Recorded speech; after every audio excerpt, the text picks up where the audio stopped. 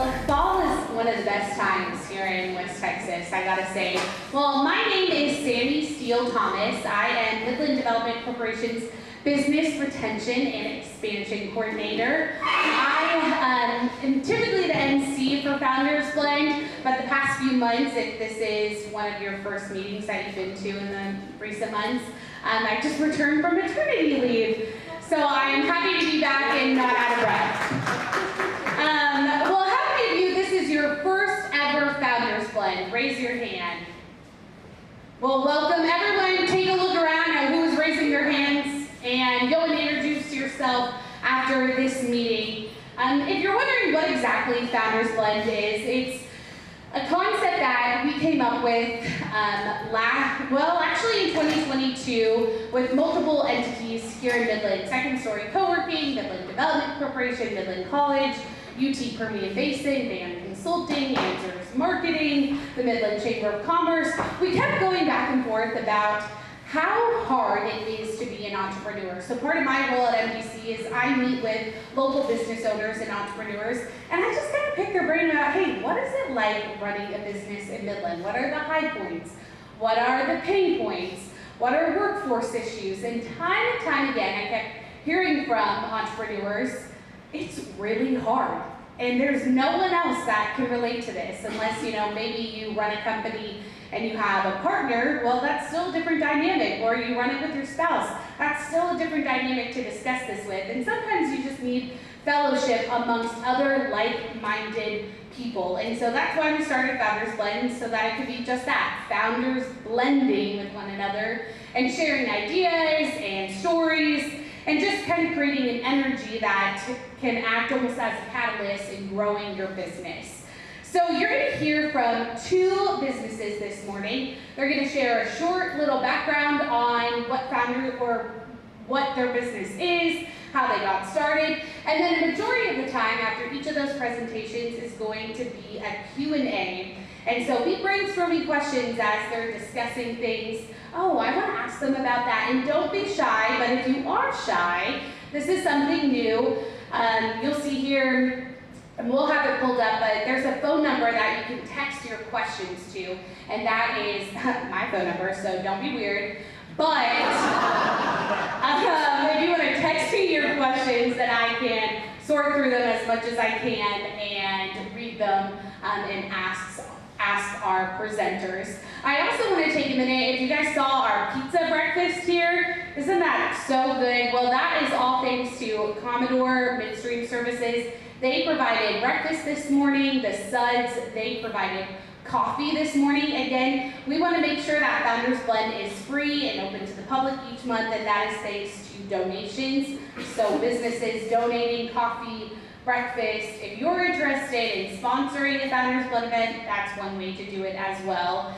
We also want to thank Community National Bank for our banners. These signs, as business owners, you probably know, those are not cheap, and so we appreciate Community National Bank for donating that.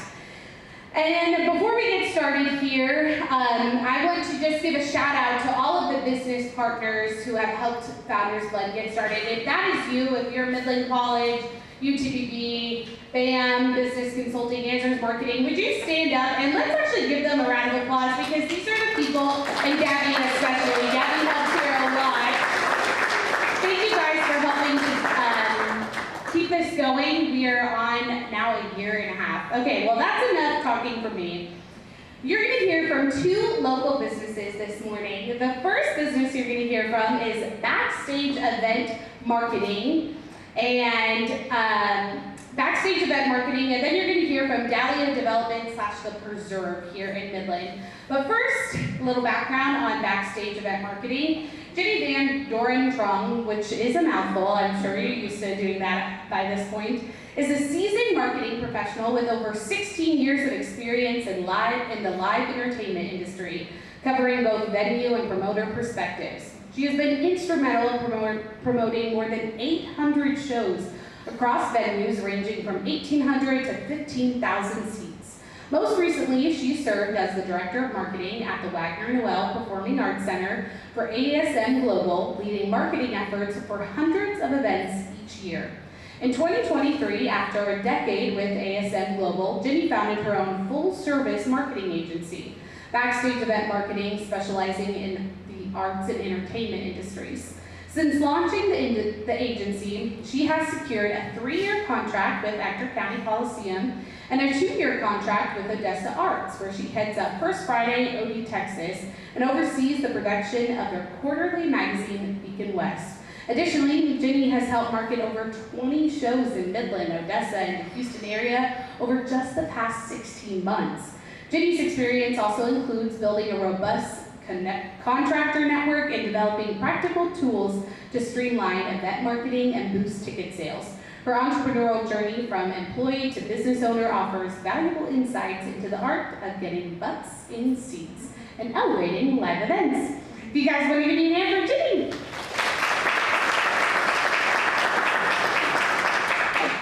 Thank you, Sammy. So just kind of reiterating my little origin story here. I'm Jenny Van Doren-Trong, the former director of marketing right next door over at Wagner Noel Performing Arts Center, and now the founder of my own full-time marketing agency, Backstage Event Marketing, specializing in arts and entertainment industries. I recently just had the big milestone of hiring my first employees, so the past 16 months have been filled with a lot.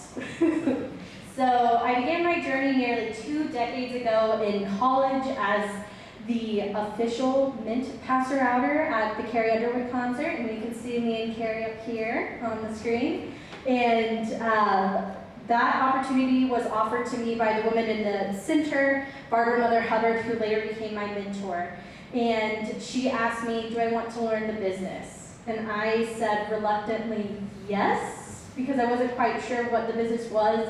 And that started my journey as a marketing professional within the live entertainment space. And then fast forward to today, then you'll see that I have been able to do over 800 live events in the New Mexico, Texas area. And I now use my experience to help others elevate their live events by focusing on amplifying awareness, getting butts in seats, and building long-term customer relations. My goal is to turn passive interest people into raving fans of your event and your business. So what do we have planned for the future? For Backstage Event Marketing, in addition to supporting our current clients, we are also going to be launching online courses as well as in-person workshops. So that's something that I have found in the Midland, Odessa area. There's been a lot of folks that are like, how can I get plugged in with what you're doing? How can I incorporate events into my marketing strategy? And so this is one of the ways that I feel that I can help be a one-to-many and help our community just, again, amplify their reach, their awareness, and get raving fans of your company through live events. So a couple ways that that's already in play is I'll be launching a digital course in 2025 with exclusive beta workshops happening later this year, both in person and online. And the first one is an in-person workshop that's going to be co-hosted with Midland AF and myself. And it's an in-person event designed to help small business owners elevate their marketing strategies, build local collaborations, and drive business growth through effective event marketing. And then on November 13th, I'll be hosting an online workshop that provides small business owners with actionable strategies to plan, promote, and get people to their events with proven marketing technologies and digital tools. So if that's something that you're interested in, you can talk to me after this, as well as there's an opportunity to go ahead and sign up today. And then one of the things that I spoke with MDC in preparing for this talk today was that we really wanted to kind of focus on having the opportunity to ask the presenter questions. And so if you've joined us before at Founders Blend, you'll notice that I just kind of, in some ways, made that really short. So I am going to open it up for questions, and I do believe that we also have some pre-questions that were provided. Awesome, thank you so much. Yeah, you really, she said, I'm gonna make it quick. Bet, you did. Well, the new way of asking questions, we'll pull up my phone number there in just a bit. It's already working. I'm already getting some great questions for you. But something I want to start off on, this is something that you didn't mention, but Ginny started, she used to work for somebody and then realized, hey, I could do this for myself and I think I could specialize in it. What all of a sudden, you're just working your typical job. What was it when you decided, okay, wait, you know what, I think I'm going to take the risk and go out on my own? Did you have that moment? Absolutely. So as you mentioned in the intro, I had the pleasure of working for ASM Global for over 10 years. And I hit a place in my career where I was wondering what's next. And as a very career first person, I had always kind of had this idea that I'm going to be a general manager of a venue. I can be a VP of marketing for a concert promoter. So there were some of these ideas, but then I just thought, is that what I want, or is that what kind of like this career path is leading me to? So at that 10-year mark, I really felt my gut kind of telling me like, hey, I could do this by myself. And I had accomplished all of the goals that I had set out with Wagner Noel, the 10-year anniversary celebration being one of them. And so a year after that campaign kind of completed, I always say I got the blessing from Stephanie Rivas, who's the general manager over there at Wagner Noel, to take the risk on myself. And so she was like, door's always open, you do what you have to do, and you're gonna kill it. And so hearing that from like your boss and someone that you respect, I was like, okay, I need to do this. And I mean, in West Texas, connections are everything. And so the fact that you were able to not burn that bridge, but maintain it, just really speaks to what you can accomplish here in West Texas. And then something else she did mention, she decided to start her own business and also have her first baby. How has that been as a business owner? So there's a gentleman up here on your left who is my husband, and I really could not have done it without him. I knew that we wanted to start a family, and that was also a consideration into being able to kind of own my own time by being able to have my own business. And so I wanted that flexibility. I want to be able to be the mom that can go on the field trips and can volunteer within my son's school. So I always joke like a crazy person. I gave my 2 months notice at Wagner Noel, and 2 weeks later found out that I was pregnant, and I was like, all right, we're doing it. Yeah. And I always say that really kind of put me in a mental state where I didn't stress out about either of those two big life changes, because both were drastic and I could definitely kind of get lost in the weeds. But there's a motto in my family, just do the next right thing, and the only way out is through. So just kind of taking that next step and knowing that it will be there, and then also having a really supportive spouse really gave me the courage to do the next thing, and then also having some amazing friends and peer support groups around me also helped as well.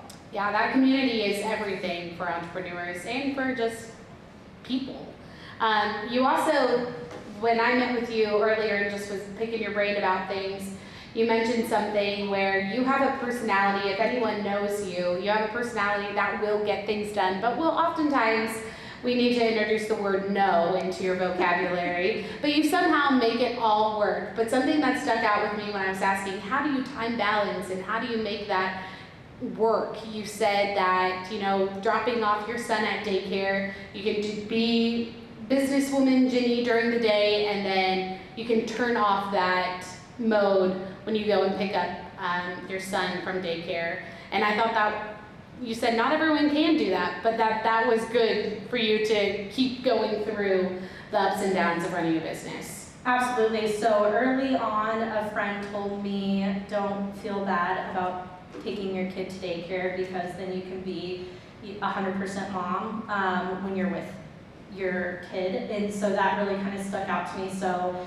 there's a level, obviously, of guilt, like I want to spend literally every waking moment with this human being. I think that we've all been there for parents. And then there's also times where you're like, okay, you can go to daycare now. So that being said, it really kind of mind shift switched to me to know that, okay, I have an 8-hour window that I just need to knock things out.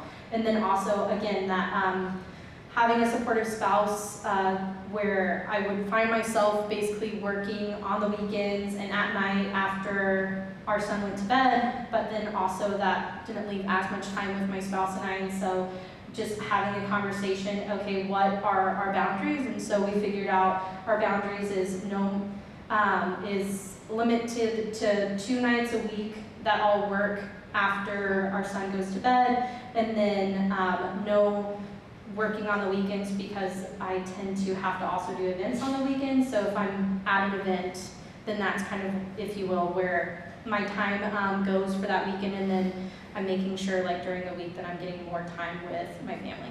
Yeah. I mean, it sounds like you're just making it work. Well, one of the questions we got from the audience, can you share a time that you wanted to quit/give up, but you didn't? And how did you persevere? I have not come to that point in my journey yet, as far as being an entrepreneur. There's been definitely days as an employee where I'm like, where I was working for somebody else that it just felt like, man, you're in some ways like can feel, especially being in a large corporation, just a number. But one thing that I noticed when I did get to Entrepreneurial specifically is it's very much a golden child for ASM Global, so that was just a different experience. Like they, on a national level, Entrepreneurial is looked at very fondly, and so I feel like there's a lot more resources available. So on the times when days did feel tough in that employee role, there's typically more resources that we could kind of lean on. And then as an entrepreneur, I feel like the only times that I feel like there's been times, and I kind of shared this with Lauren prior to this, like where you want to sometimes fire clients, but not necessarily like burn it all down type of mentality. I mean, let's talk about that. So she brought something up. Yes, she hasn't had days where she wants to throw the towel in on her business, but there are days that you want to end a relationship with your client. And I'm sure there's multiple business owners here who that resonates with them. So that being said, how do you manage client egos? So that's a really good question, and I still feel like I don't know the answer yet.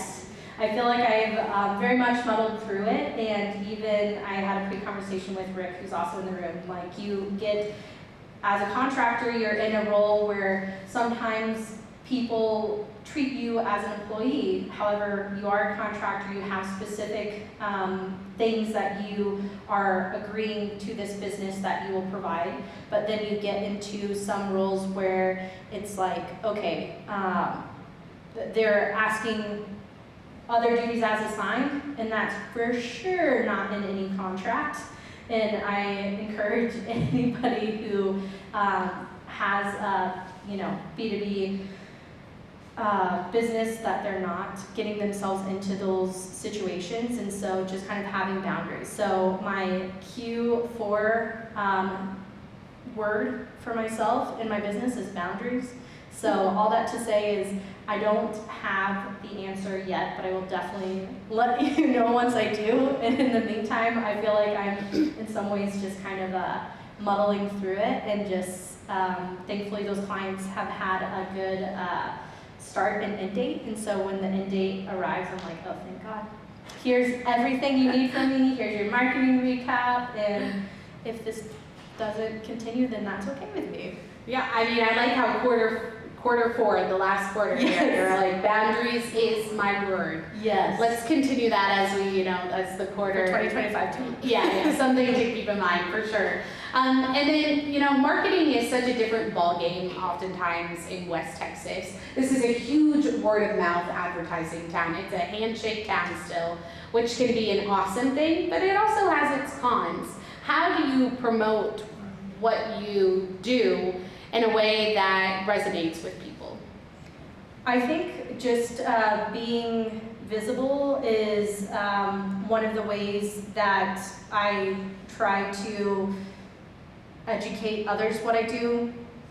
There's some of the clients that I have are even in this room, and I feel like I'm constantly like, hi, I'm Jenny Van Dorn-Trom from Backstage Event Marketing, the marketing agency for, You've got your elevator spiel yes. ready. And then I also try to share that essentially like I'm providing the service for them.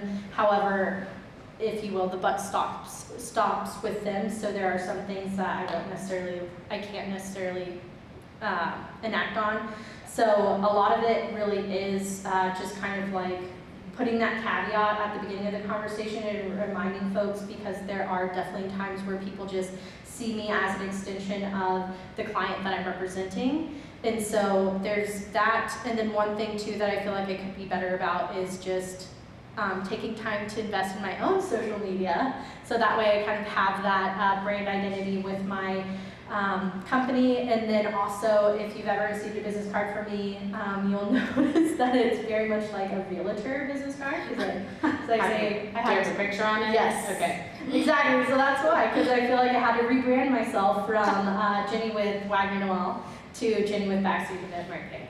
And so a lot of it is just kind of as much as, and I feel like, again, kind of going back to the Midland, Odessa, handshake town, that people associate you with what you do. And one of my friends was also in the audience, like we joke, like we know everybody by their business name, but then it's like, oh yeah, what's their name? So that's something too, that it's just like kind of reinforcing who you are and who you're with. And I think something that's helped you with that in particular is you're involved in lots of things outside of just your business. I mean, That boundaries word. Yeah, what is our word for Yes. 2025? No. Say it with me now. No. You're involved in Junior League Midland. You're involved in Leadership Midland. You're involved in Impact. I mean, I think being involved in the community as a volunteer really has helped your business as a business owner. Absolutely, and being able to give back. So that's one thing too, that I grew up in a military family, and so we moved around often, and so it was where the mantra, in addition to just do the next right thing, was grow where you're planted. And like most people, I came to Midland for a job and thought I'd be here 2 years and then be able to go anywhere I wanted. And then you found your husband. I was like, damn, I'm gonna stay.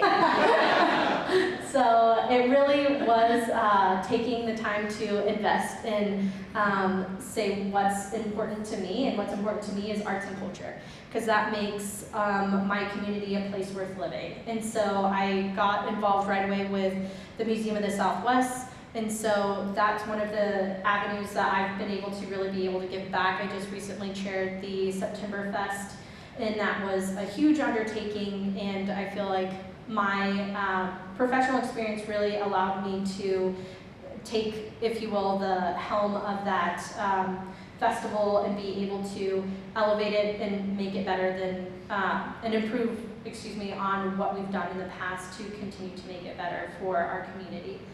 And then also, again, just kind of like being able to be involved has allowed me to network. And then thankfully though, I feel like as many people in this room can attest to, is reputation is everything. And that's where my clients that I have that are retainer clients kind of came from. They worked with me at Wagner Noel, and they regularly joked if you ever start your own business, call us. And so once that happened, I called them and they were able to either find me a retainer client within their to become their marketing agency within their organization, and or connect me to somebody who would be in need of my services. I want to harp on something she said that I'm sure I'm preaching to the choir here, but reputation is everything. And you said this earlier, you may not know the answer, and that is acceptable to tell your clients or your employees, as long as you are working to figure it out. And they can see that you're working to figure it out or get them to somebody that can help them. We had some logistic questions come in as it relates to the classes that you're offering. Do you have a minimum audience or minimum class size that you are working with?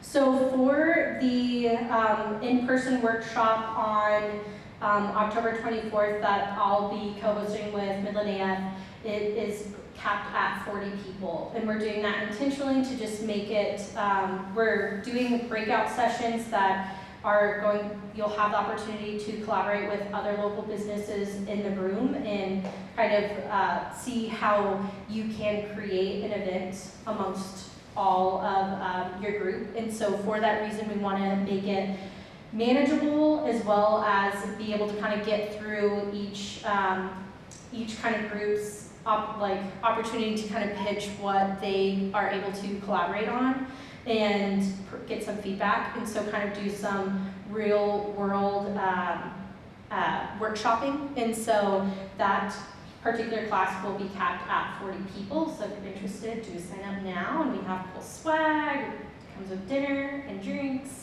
and then... Look at her getting butts and seats. You So just can't turn it off. yes, come on down. And then for the online workshop, it's open to anyone, and so there isn't going to be a cap in that situation. Great. Any other questions from the audience who haven't texted something in? Anything come to mind? Wow, we really are depending on the texting thing. That's great. Well, keep those questions coming in. I'm going to wrap up here. What is one tip you would give to a new entrepreneur in Midland as they go to start their business? You can narrow it down to just one tip. I feel like that's extremely challenging and loaded. So honestly, one tip would be to find yourself a business mentor, and Ryan's in the room. Ryan, I know you're here, but I can't quite see you. I see you. So Ryan has a marketing agency, and he got started about 4 years before me, but what I looked for in a business coach was an individual that in 3 years is where I want to be. And then I'm going to brag on Ryan a little bit, and he's probably going to cringe, but Ryan in the 2023 calendar year billed over $1 million in revenue.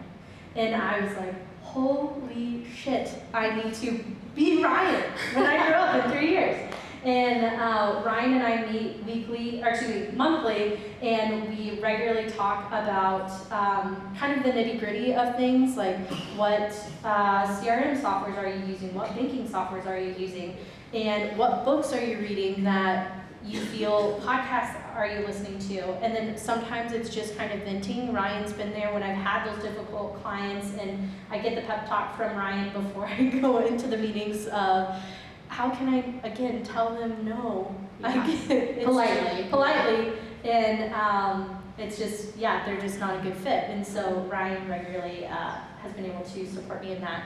So again, one tip is find yourself a business coach that is a person you want to be like in 3 years. And that person might just be here in this room, so that's the importance of networking right there. Well, thank you so much, Jenny. Let's give her a round of applause.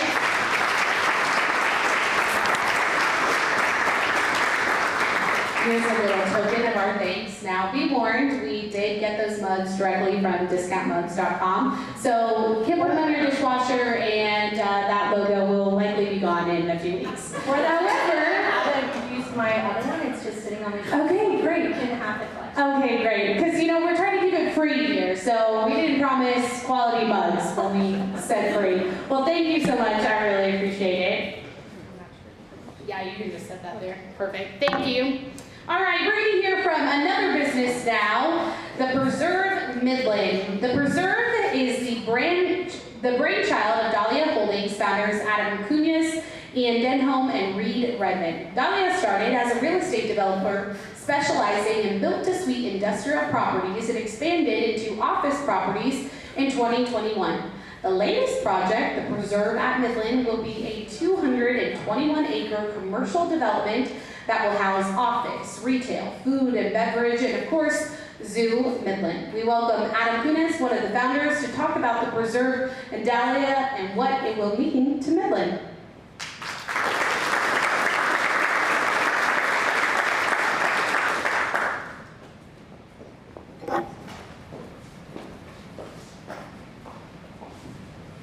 Good morning, everyone. Let's see here. I have those slides on my phone. Do y'all mind pulling those up? Yes, I think they these slides. Yeah. Is that it, Patty? Yes. Okay. So I'm Adam. I am a co-founder of Dahlia Development, along with Ian Denholm. We started in about 2017. Sorry. You asked me about a clicker. Is that what? Oh, sure. There you go. Oh, I didn't know you needed this. Okay. There we go. 2016. I'm sorry, I got my dates wrong. We focus on build-to-suit industrial properties. That's how we started. And Ian comes from the service side of oil and gas. I come from the operator side. He has a background in accounting. I have a background in engineering. We got together and we were working in 2015-16 for a company, and we had sold a few properties and needed somewhere to put money. We were, if any of you guys are familiar with the 1031 like-kind exchange, we were in one of those situations. We both liked real estate. He'd had a little bit of experience. My family has a little bit of experience in it. And so just actually right across the road over here, there was 36 acres for sale, and we had a friend who was in service and they needed a new building, so we thought, okay, let's go try this out. So that's where we started. We started with one building. They anchored that original park. That building existed on 3 acres. We had 33 acres left, and that's kind of how we got our start. We worked through building. Back then, we were actually doing speculative builds, where we would build the buildings and then find the tenants. As things progressed and our business grew, and we got more of a reputation as a build-to-suit builder, and just with our relationships in oil and gas, we started to just call on those people, ask them if they need buildings. That turned into more build-to-suits. We purchased more land, so forth and so on. As it comes to, and honestly, it was a little bit more of a side hustle for Ian and I when we started. We hired Sally, who's here in the room, in 2020, and that's when we kind of decided to make it a full-time thing and actually try at it. And so that's when we really kind of took off. As in the introduction, Sandy mentioned in 2021, we purchased an office building on Big Spring across from the Roses. And that was kind of our first foray into commercial office space. It's quite a bit different than industrial, but we thought we'd give it a try. I think we're happy with the product. We liked doing it. And it kind of, Ian and I and Reed, we continually want to push ourselves. So we thought, well, what's next? What do we do next? We were aware that Nueva Vista had been for sale multiple times. I think everybody in the room probably remembers in 2021 when there was a failure at City Council for a rezone. It was quite contentious.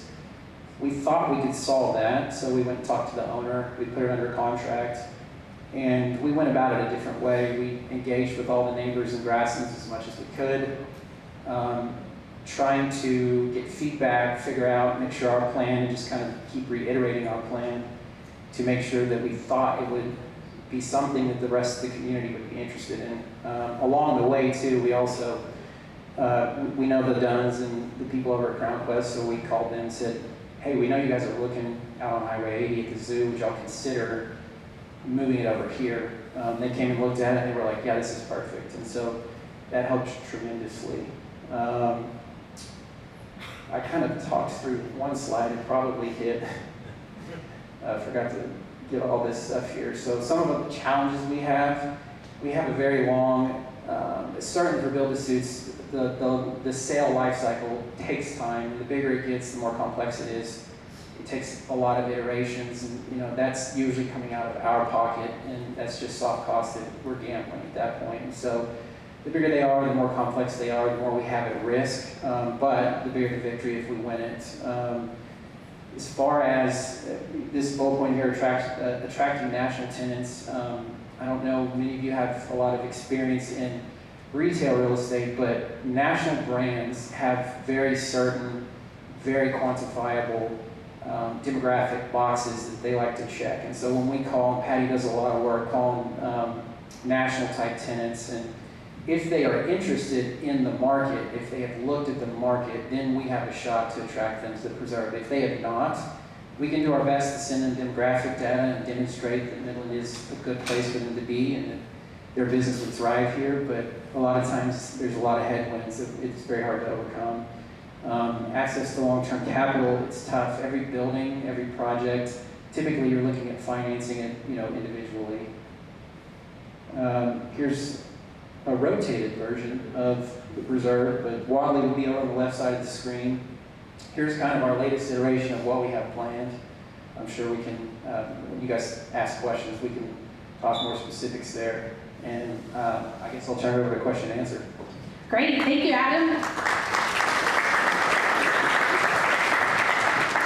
So Adam, petroleum engineer by trade and commercial developer by practice now, essentially. Yeah. How has that transition been? I'm married to a petroleum engineer, so I know that commercial real estate, you have to do a lot of talking and relationships, and how is that going as an engineer? I would say for a prototypical engineer, it's probably a little difficult. They tend to be more introverted. I kind of veer more toward extroversion. I'm an extroverted introvert, so it plays well for me. It's very nerve-wracking to get up here and talk in front of people, so I don't really love doing this, but it's a nice challenge. But in practice, I think an engineer's background gives you a little bit of probably false confidence that you can understand how to build a building, because it's like, oh, I did statics in college, so surely I can do this. Yeah. That's not true. Like that is a challenge that we faced certainly at the beginning, and a fear a little bit, and maybe it was an overinflated fear, but you're like, we don't know how to build a building. Ian and I are both like, I don't know. Thankfully, we had great contractors and have developed a lot of good contractor relationships over the years, so we have a lot of trust in those guys and allow them to do their job, and we kind of do ours. Something that kind of sticks out about your story is it's been a process from working in oil and gas jobs to all of a sudden kind of getting your feet wet in commercial real estate to then all of a sudden running your own business alongside Ian. It probably hasn't been as easy as it looks maybe on paper.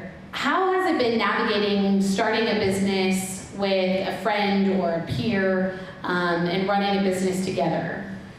I don't know if Ian would say the same, but I feel very blessed that, because Ian is a friend as much as he is a business partner. I think that's a reciprocal feeling, and we love the culture we have and the people that we've hired along the way. We've, done our best to handpick and make sure that they're a cultural fit, and so, you continue to have this growing environment and culture inside the company, and yeah, it's certainly a struggle. It's one step at a time, one foot in front of the other, and just do your best and get very, very comfortable with the unknown, and as best you can. Yeah, getting comfortable with the unknown, that it can be daunting, but there's no reward without a little risk, right? Well, we have one question. How would you describe the preserve concept to somebody that's maybe not from a community as small of a big town as Midland? If you're explaining to someone, hey, this kind of, we just called someone, we knew they were interested in building a zoo, and things just kind of developed, how would you explain to someone that maybe is a community looking in how you were able to get that project rolling? Because that is a big project. So do you mean somebody that like from a small town, or somebody from maybe a large town? From a large town. A large town, I think, would generally have a little bit better understanding because they have analogs to look at in like Dallas or Fort Worth or San Antonio or Houston. So might be a little bit easier to understand, but I mean, anybody that's not in the business, it is an ever dynamic process. You know, we looked at the land and we knew, certainly with the zoo as a partner with what we were doing, that's a good buy all day. Like, it doesn't really matter what it turns out to be, we can figure out what to do with it. The risk up front for us was really the rezoning process. That was where it was, we were concerned and wanted to make sure we did that correctly. We were successful with that, but once we had it rezoned into local retail, then it's like, okay, you know, it just changes. I mean, you can put a site layout, which is what we showed earlier on the screen, like, let me go back on that. And we've had our architects draw this up, and we're like, okay, well, we think we can do food and bev here, and retail here, and office here. And then you begin to get feedback from people that are interested, and it's like, okay, how do we adjust and tweak the plan? And so again, it's being comfortable in the unknown, because we don't know ultimately, like, every single box where it's going to be and what's going to be there, what type of business is going to be there. Because everybody that walks through the door, as big as this parcel is, all has a preference. And so you just try to fit the pieces together, and we as the developer, the master developer on this tract, have to pay very particular attention to co-tenancy, which is a concept meaning we want the right businesses around each other, so that all the businesses thrive, because we as the landlord care that the businesses are doing well so that they can afford to pay rent. Yeah, that's a great point. And so how are you navigating? You talked about how you're trying to attract national tenants to the preserve, but how are you then balancing bringing national tenants along with local tenants? How is that balance going? We've been, as best we can, as vocal publicly as we can about, we want first Midland businesses, and then we will kind of backfill with what we can get. For one reason, is because we care about the town, and what we want for the preserve is a very family-oriented place to come and bring your children and have things to do, whether that's walk around the trail or grab lunch or play in the park or go to the zoo or whatever. We want it to be a place where people can come and enjoy. And so we want Midland businesses first, and then from there we go out and try to attract regional or national tenants that are a good fit. And a big part of that is having a correct gauge as to what the community wants. But what can the community do? I mean, this is such a big project that involves the community and community experience. What can the community do to be helpful in big projects like that? You know, aside from stay off next door. Well, yes and no, because social media is so important. Yeah, it's true. And it is a democratizing tool that allows a big voice to reach those national tenants, those right. regional tenants and brands, that may be on the fence about Midland.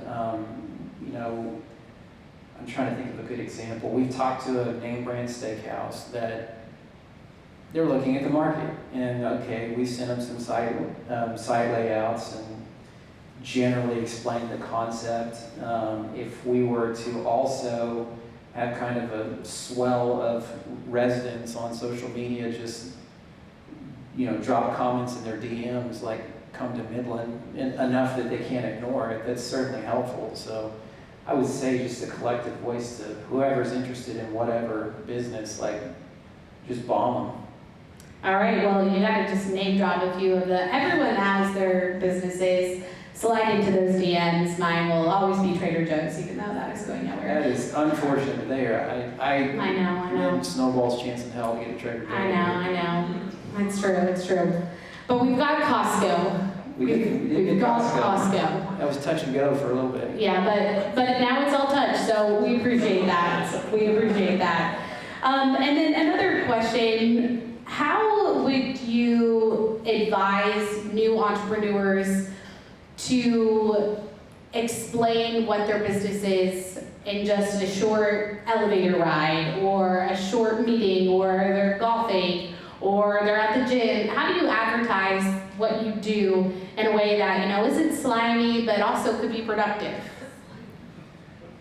I think you have to be able to boil down what it is you do and how you are going to create a return. And if you're seeking investors, what it is you do very simply and basically, what's the value proposition and how you create a return. And if you can explain that in 30 seconds, or maybe it's a minute or 2 or 5, depending on where you are and what amount of time you have to go into further detail, but you have to be very concise, clear, and simple.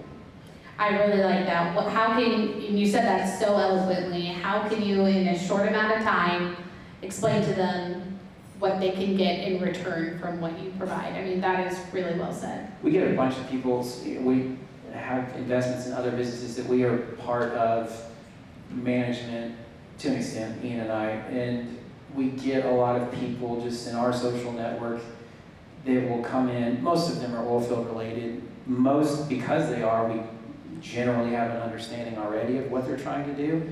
And if they can't tell us inside of 5 minutes, it's like, you don't have it figured out yet. Yeah, that makes sense. Well, you've got a lot of projects on your plate, and that can be a lot to juggle and to manage. Is there any, and this is a question we got from the audience, is there any workflow management software or systems that you have in place that help you to juggle all of those projects? Nope. Aside from Sally? Sally is our software. She keeps our deal tracker. We use Excel a lot. Okay. Monday.com. Yeah, Monday.com. Monday.com? There you go. Monday.com, okay. And we use Outlook calendar. A lot. Reminders a lot. Outlook calendar reminders a lot. Emphasis on a lot there, Adam. Did you pick up on that? Yeah. We ignore probably just about as many. So. Okay. But they're there nonetheless. Yeah, that is a great question. Any other questions from the audience here? And don't be shy. We gotta have one in-person question. Yes, Stacy. I have 3, so. Oh, wow. Given the high-profile nature of this project, because it seems like maybe it's one of the bigger ones that you've done since your inception, what doors has that opened for you, and have you been able to take advantage of those, or are you kind of at your capacity? I'm gonna repeat that question just so people in the back can hear. This is a high-profile project. What doors has that opened? I'm butchering exactly how you asked that question, but you get the gist. Yeah, so there's a couple of different buckets to look at here. One would be like lending, like debt. In total, it's a big enough project. The way that we're going to take it in phases, like it really hasn't opened any doors from lenders. We are just dealing with the same lenders that we have in the past. I would say from a business standpoint, it's a whole new realm, and day to day, Patty does really all the work, Patty and Sally, on like filtering all of that and who's worth talking to.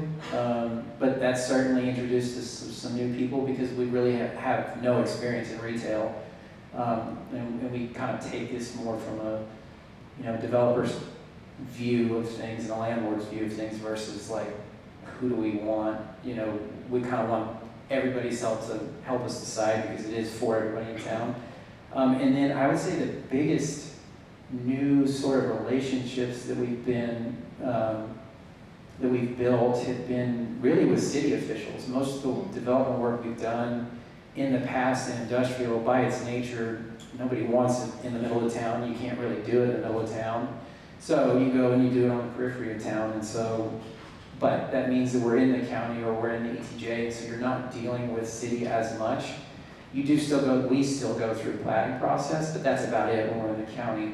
But with the preserve, it's forced us to rezone, it's forced us to replat, and we have constant communication. It is, and rightfully so, because one of our biggest concern, or actually our biggest concern right now with the preserve is the drainage plan and the drainage design, so that we can make sure and accommodate everybody that lives in grasslands for all of the pre-existing problems that exist with flooding.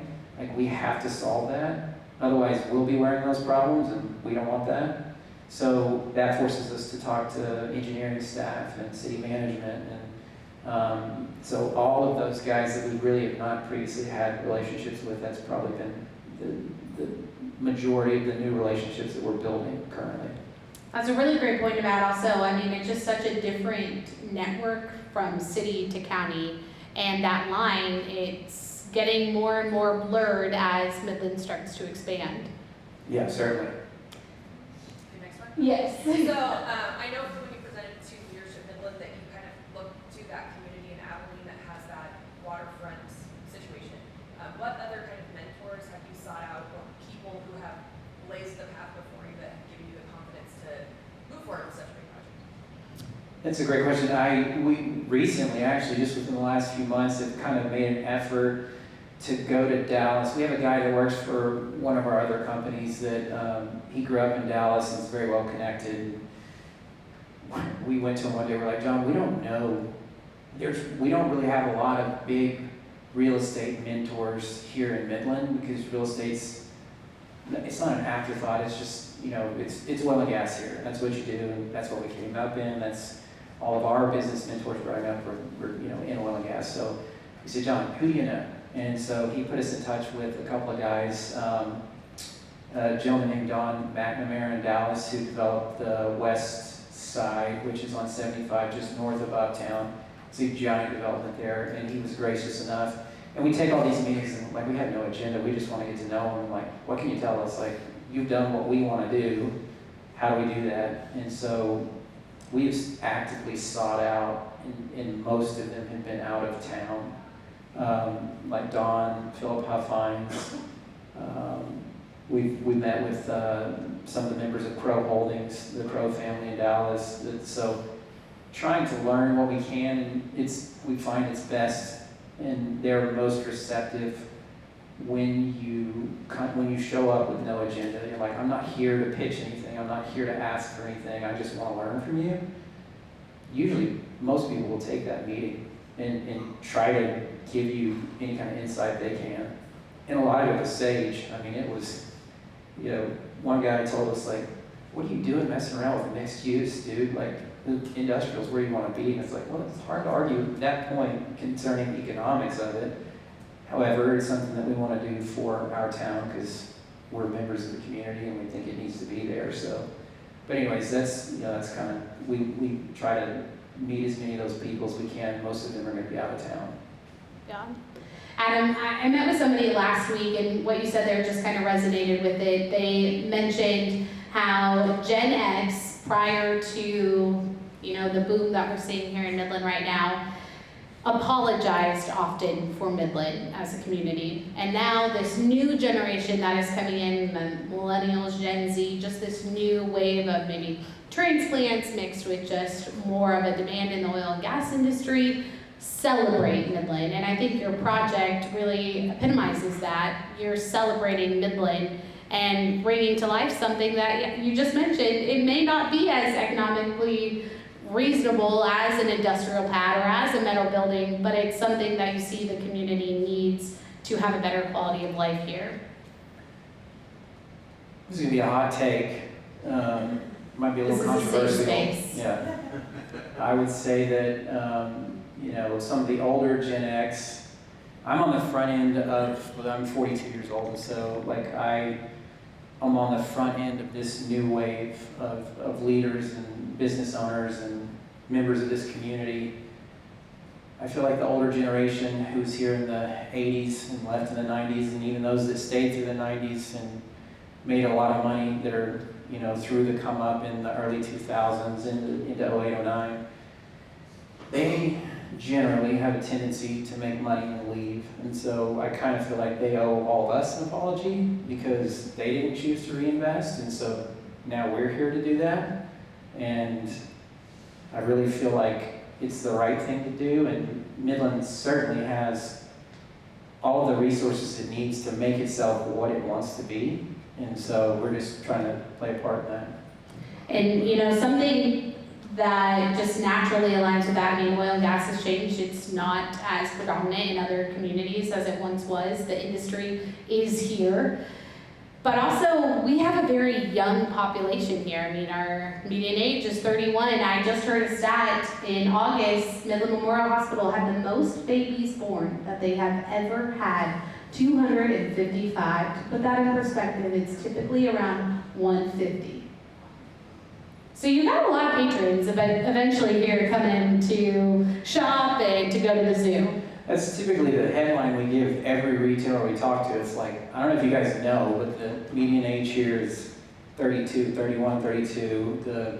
I think the average family is 2.3 children, if I'm not mistaken. So demographically, it's on the up and up. One interesting note that we found through our own internally hired demographic study, who's also a consultant, that typically in most markets, median income is highly correlated to average education level, and ours is not. Like, our average education level is lower, where our median income is higher, and that just throws so many people off. Like, it's got to be, it's weird, can't work. It's like, well, that's kind of what I refer to with these demographic, sort of hard boxes they need to check. That correlation has to be there. They have to see both income and education levels. Like, wouldn't you guys want dumb money with? Yeah, doesn't it sound like the perfect recipe? Yeah, they'll part with it easier. Like, come on. Yeah, that's a good point. So that's how you pitch it moving forward. Well, we have a few logistics questions, and you guys are welcome to come up and ask these questions after Founders Blend. But there's bound to be a wish list of retailers and things that people want. So I imagine there's somebody that they can talk to, whether it be you or Sally or Patty, with a wish list. I'm already getting names of places. Do we need to slide into this business's DMs and things like that? And then we also have questions as far as food vendors and things like that. I would direct all those questions again, I imagine, to Patty or to Sally. And then before we wrap up here, one last question. What keeps you going on those days where you are like, I am over this?